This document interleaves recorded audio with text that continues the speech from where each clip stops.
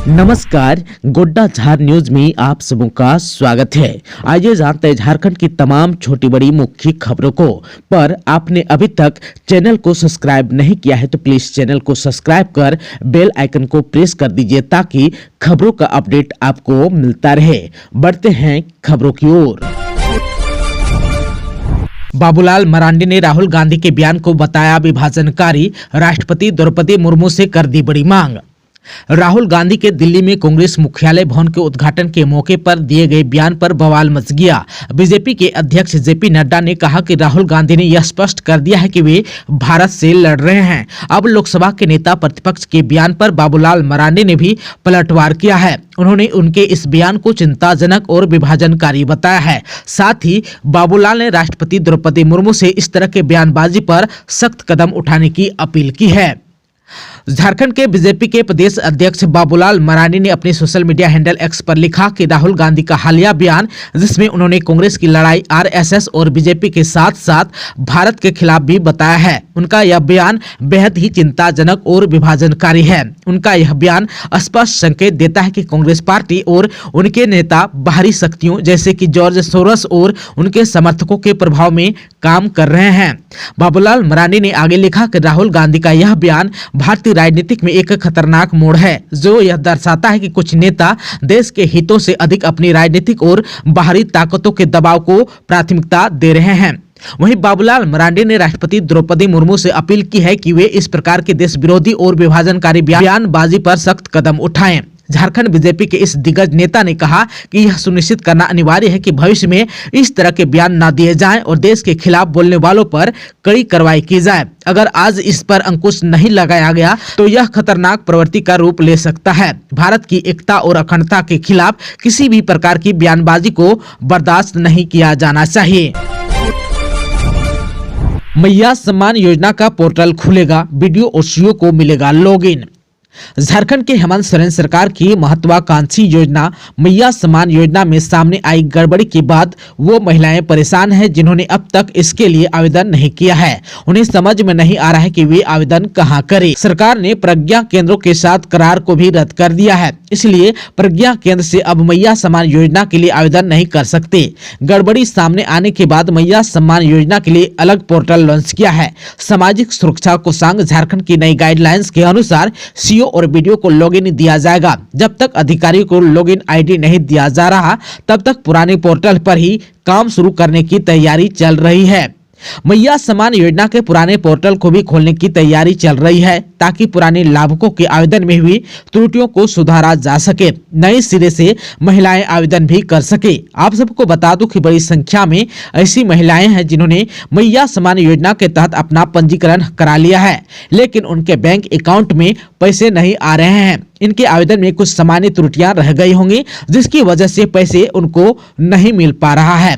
सरकार चाहती है कि सभी लाभुकों को इस योजना का लाभ मिले, इसलिए पोर्टल को एक बार फिर से खोलने की तैयारी है। इस बीच मैया सम्मान योजना में गड़बड़ी के बाद आवेदन की जांच रिपोर्ट समाज कल्याण निदेशालय ने सभी जिलों से मांगी है। किसी भी जिलों ने अब तक निदेशालय को जांच रिपोर्ट नहीं दी है। वहीं समाज कल्याण निदेशालय ने जिलों से कहा था कि मैया सम्मान योजना के अपात्र लाभुकों को चिन्हित करें और उसकी रिपोर्ट भेजें। जिलों में अब तक इसकी रिपोर्ट भी नहीं दी है। उधर तैयारी है कि गड़बड़ी के सभी बिंदुओं की जांच और उस पर मंथन करने के बाद मैया सम्मान योजना के लिए एक नया पोर्टल लॉन्च किया जाए। वहीं प्रज्ञा केंद्र से करार खत्म होने के बाद झारनेट पर झारखंड सरकार ने मैया सम्मान योजना का अपना पोर्टल 11 जनवरी 2025 को लॉन्च कर दिया है। पोर्टल सामाजिक सुरक्षा कोषांग ने लॉन्च किया है। हालांकि बीडीओ और सीओ को अब तक लॉगिन नहीं दिया गया है। शिक्षा विभाग की योजनाओं का लाभ सभी छात्रों तक पहुंचाएं, डीसी ने कहा। साहिबगंज के डीसी हेमंत सती ने समाहरणालय सभागार में गुरुवार को जिला शिक्षा विभाग की समीक्षा बैठक की। उन्होंने शिक्षा परियोजना डीओ और डीएसई कार्यालय से शिक्षा से जुड़ी योजनाओं की प्रगति की जानकारी ली। अधिकारियों से कहा कि सरकारी योजनाओं का लाभ सभी विद्यार्थियों को मिले, इसे सुनिश्चित करें। उन्होंने राष्ट्रीय बाल स्वास्थ्य कार्यक्रम व कस्तूरबा गांधी बालिका विद्यालयों की स्थिति की भी जानकारी ली। कहा कि जिले में शिक्षा की गुणवत्ता में सुधार करें और स्कूली बच्चों को एमडीएम में पोषण युक्त भोजन दे ताकि उनका स्वास्थ्य ठीक रहे।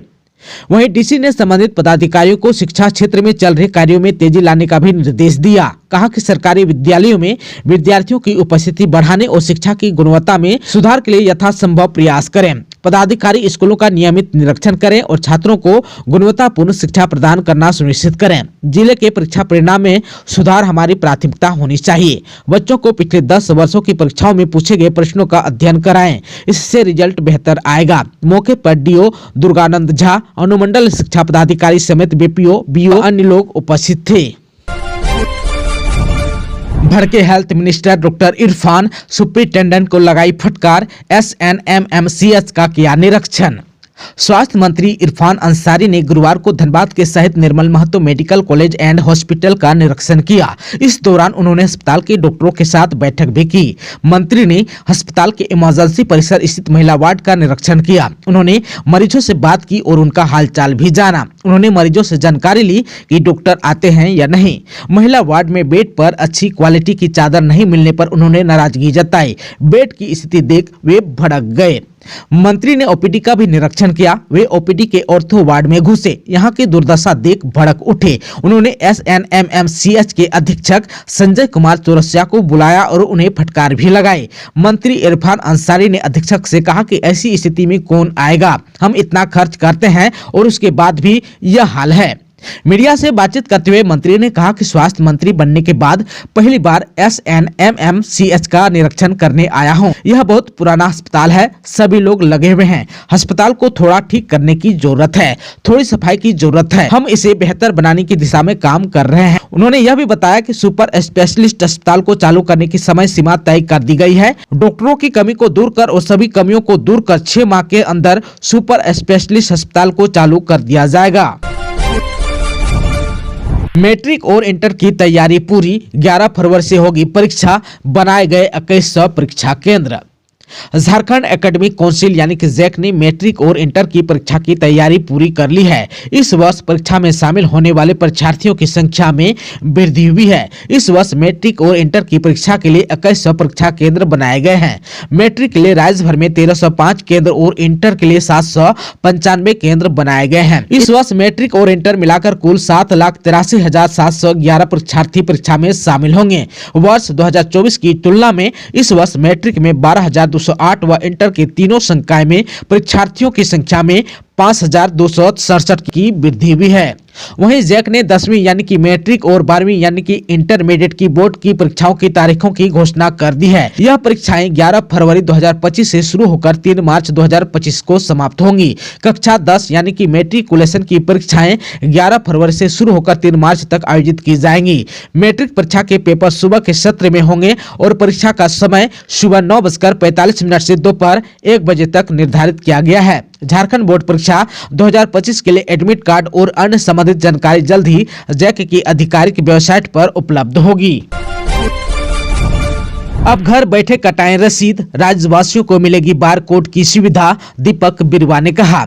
भू राजस्व मंत्री दीपक बिरुवा ने कहा कि जमीन संबंधित मुद्दों पर आमजनों की सुविधा को ध्यान में रखते हुए राजस्व संग्रहण किया जाए। म्यूटेशन समेत अन्य जमीन संबंधित कार्यों को राइट टू सर्विस एक्ट के दायरे में लाएं। अधिकारी ऐसे कार्यों को ससमय पूरा करने की दिशा में काम करें ताकि आमजनों को बेहतर सुविधा मिल सके, साथ ही सरकार का राजस्व संग्रह भी बढ़े। उक्त बातें मंत्री दीपक बिरुवा ने गुरुवार को प्रोजेक्ट भवन में सभी प्रमंडलीय आयुक्त और विभागीय सचिव के साथ वर्चुअल समीक्षा बैठक में कही।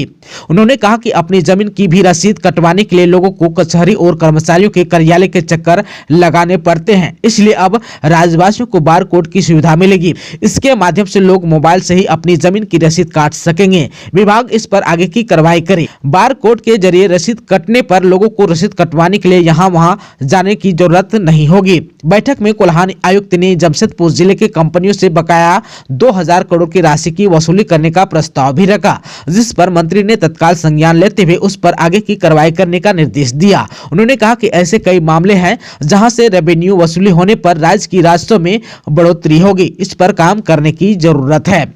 वहीं मंत्री ने सरकारी जमीन के कब्जे मामले में भी सख्ती दिखाते हुए निर्देश दिया कि सरकारी जमीन पर जमाबंदी कायम है या नहीं, इस पर ध्यान दें। उन्होंने कहा कि हरमू नदी के किनारे अनावश्यक रूप से कब्जा कर नदी को समाप्ति के कगार पर छोड़ा जा रहा है। इस पर उन्होंने विभागीय स्तर पर चर्चा कर आगे की कार्रवाई करने की रणनीति तय करने का निर्देश दिया।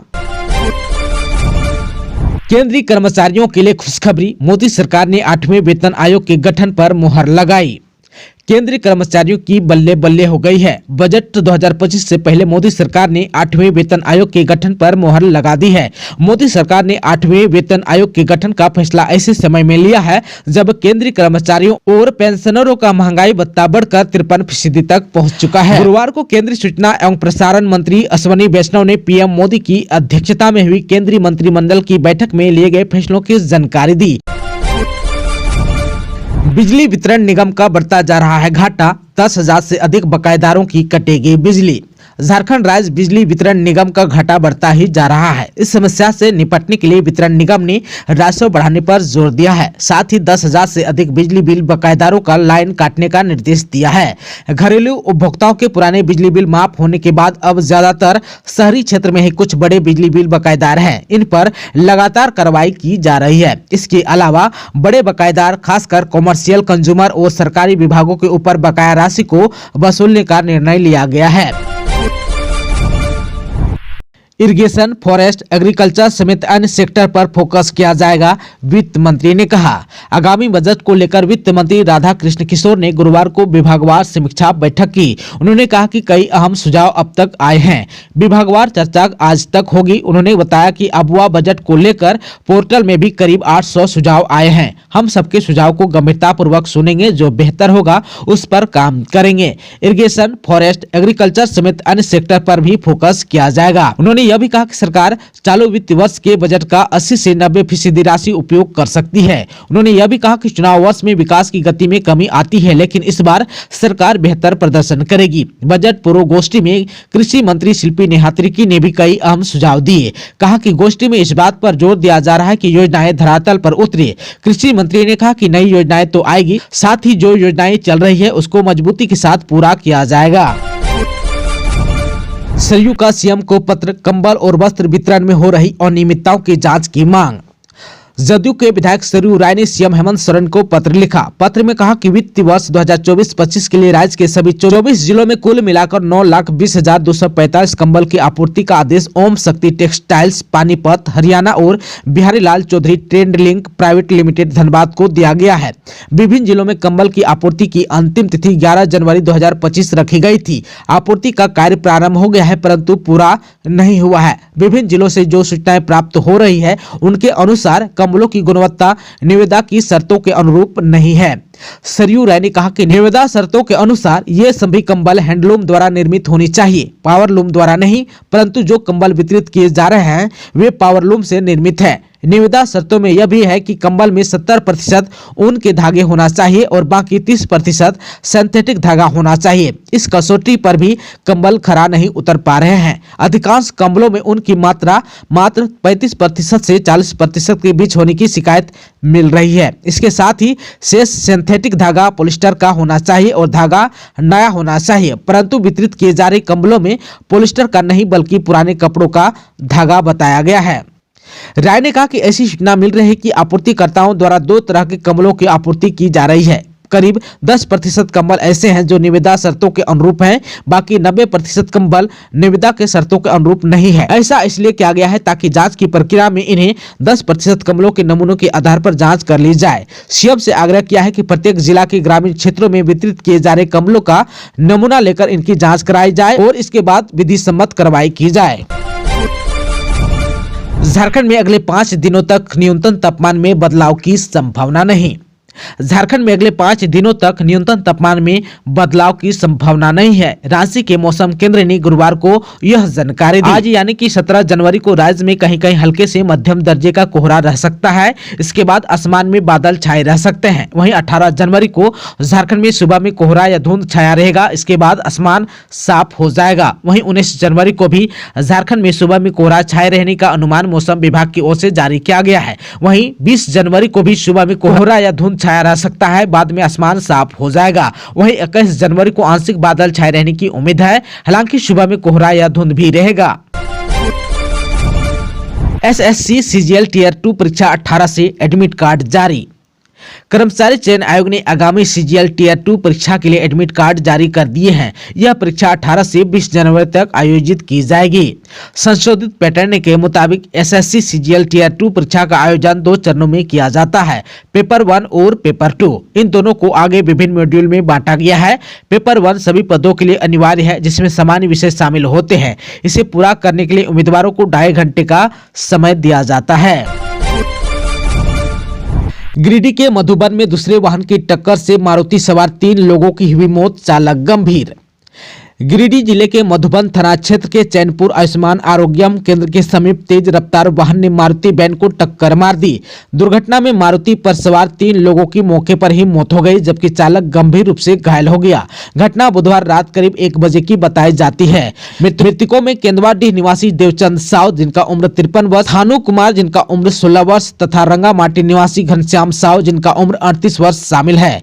वहीं गंभीर रूप से घायल मारुति चालक केंदवाडीह निवासी पिंटू कुमार का इलाज धनबाद के अस्पताल में चल रहा है। सूचना मिलते ही मधुबन थाना प्रभारी जगन्नाथ पान रात में ही घटना स्थल पर पहुंचे और जांच पड़ताल की। पुलिस ने तीनों शवों को अपने कब्जे में लेकर थाना ले गई। गुरुवार की सुबह शवों को पोस्टमार्टम के लिए गिरिडीह सदर अस्पताल भेज दिया गया।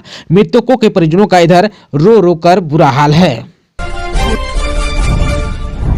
प्रेम प्रसंग में भागी थी हिंद पीढ़ी की दोनों सगी बहनें, लोकेशन ट्रेस ना हो इसलिए तोड़ा था फोन और सिम, 5 हुआ अरेस्ट।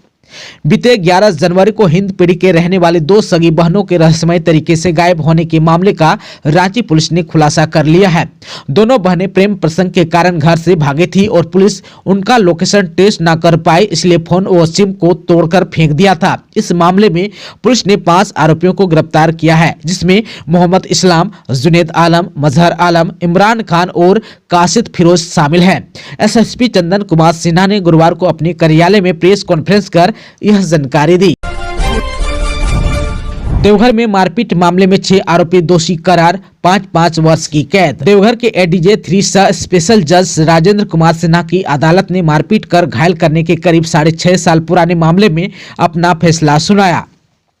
कोर्ट ने मामले के 13 में से 6 आरोपियों को दोषी करार देते हुए उन्हें 5-5 वर्ष सश्रम कैद की सजा सुनाई। उन्हें 5-5 हजार रुपए का जुर्माना भी दंडित किया। जुर्माना की राशि नहीं देने पर 6 माह की अतिरिक्त सजा काटनी होगी। दोषियों में मोहन यादव, किशोर यादव, विश्वनाथ यादव, रमाकांत यादव, उमाकांत यादव और राजेश यादव शामिल हैं। वहीं 7 महिला आरोपियों प्रतिमा देवी, रेखा देवी, बिरमा देवी, मंजू देवी, सुशला देवी, कौशल्या देवी व मंजू देवी को संदेह का लाभ देते हुए मामले से बरी कर दिया गया। सभी आरोपी मोहनपुर थाना के हारोडी गांव के रहने वाले हैं। खेत जोतने को लेकर हुई मारपीट की यह घटना करीब 6.5 साल पुरानी है। पीड़ित गोपाल यादव के बयान पर 23 मई 2018 को मामला दर्ज हुआ था। मामले की सुनवाई के दौरान अभियोजन पक्ष के 9 लोगों की गवाही हुई। सुनवाई के दौरान अभियोजन व बचाव पक्ष के अधिवक्ताओं की बहस के बाद कोर्ट ने अपना फैसला सुनाया। बेहतर इलाज के लिए Kariya Munda AIIMS refer, air ambulance से दिल्ली रवाना। भाजपा के वरिष्ठ नेता कड़िया मुंडा को बेहतर इलाज के लिए दिल्ली के एम्स अस्पताल में रेफर किया गया है। उन्हें एयर एम्बुलेंस से दिल्ली रवाना किया गया। उनके साथ परिजनों के अलावा मेडिका अस्पताल के एक चिकित्सक को भी दिल्ली भेजा गया है।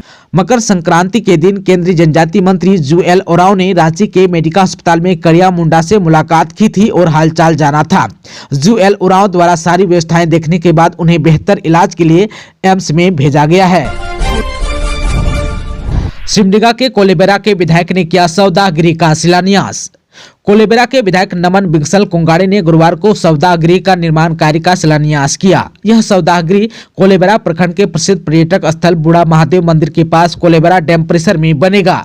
लंबे समय से क्षेत्र की जनता की मांग थी, जिसे पूरा कर विधायक ने जनता की उम्मीदों पर खरा उतरने का संकल्प दोहराया। विधायक ने कहा कि जनता की हर मांग को पूरा करना मेरा दायित्व है। यह पवित्र कार्य मेरे हाथों से हो रहा है, जिससे मुझे आत्मिक संतोष मिल रहा है। उन्होंने आश्वासन दिया कि वे क्षेत्र के विकास और जनता की समस्याओं को दूर करने के लिए हर संभव प्रयास करेंगे। सीएम से मिले झामुमो के जिला अध्यक्ष दी 9 वर्ष की बधाई। झारखंड मुक्ति मोर्चा यानी कि झामुमो के सिमडेगा जिला अध्यक्ष अनिल कुंडलना और जिला सचिव मोहम्मद शफीक खान ने रांची स्थित मुख्यमंत्री आवास में सीएम हेमंत सोरेन से शिष्टाचार भेंट की। इस मुलाकात के दौरान दोनों नेताओं ने मुख्यमंत्री को नववर्ष की शुभकामनाएं दी और संगठन को और अधिक मजबूत करने पर चर्चा की। साथ ही उन्होंने जिले के विभिन्न समस्याओं से मुख्यमंत्री को अवगत भी कराया। मुख्यमंत्री हेमंत सोरेन ने संगठन की मजबूती पर जोर दिया और नेताओं को संगठनात्मक कार्यों में सक्रिय रहने के लिए प्रोत्साहित भी किया। बाघमारा डीएसपी पर हुए हमले का मुख्य आरोपी हुआ गिरफ्तार। भाई की निशानदेही पर मार्केट से पिस्टल, गोली व बम बरामद, 7 गए जेल।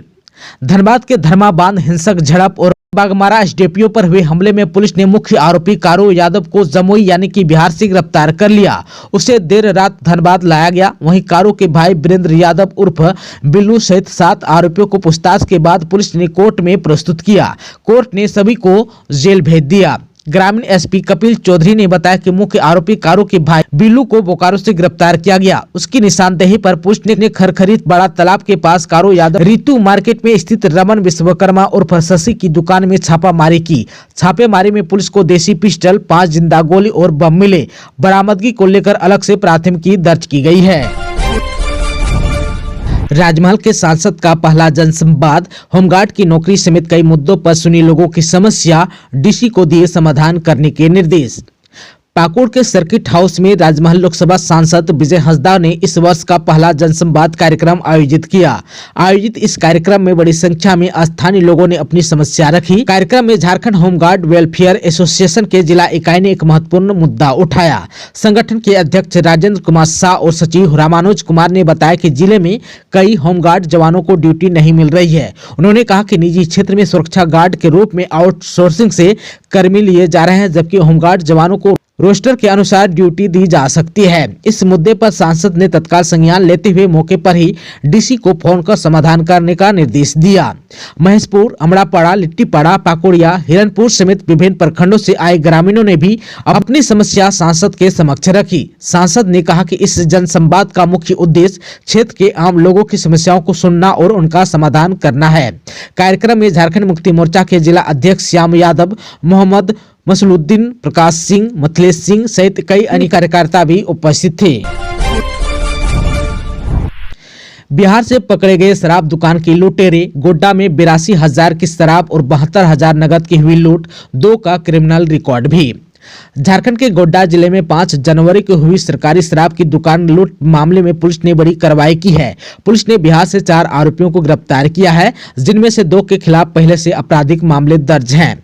पथरगमा थाना क्षेत्र के राजन मोड़ पर स्थित सरकारी शराब दुकान से अपराधियों ने 82,000 रुपए की शराब, 72,000 रुपए नगद और एक ग्लैमर बाइक भी लूटी थी। गोड्डा के एसडीपीओ अशोक रविदास के नेतृत्व में पथरगमा, बसंतराय नगर और मुफस्सिल थाना की पुलिस ने संयुक्त अभियान चलाकर आरोपियों को पकड़ा। बिहार के बाराहाट थाना पुलिस ने 2 आरोपियों को गिरफ्तार किया, जिनकी पहचान सत्यम कुमार, ग्राम चपरा, थाना बाराहाट, ग्राम तिलहंडा, थाना धोरैया के रूप में हुई है। दोनों बांका जिला के रहने वाले हैं। इस छापेमारी में पुलिस ने शराब दुकान के गार्ड की लूटी गई बाइक के साथ साथ देसी कट्टा और कारतूस भी बरामद किए हैं।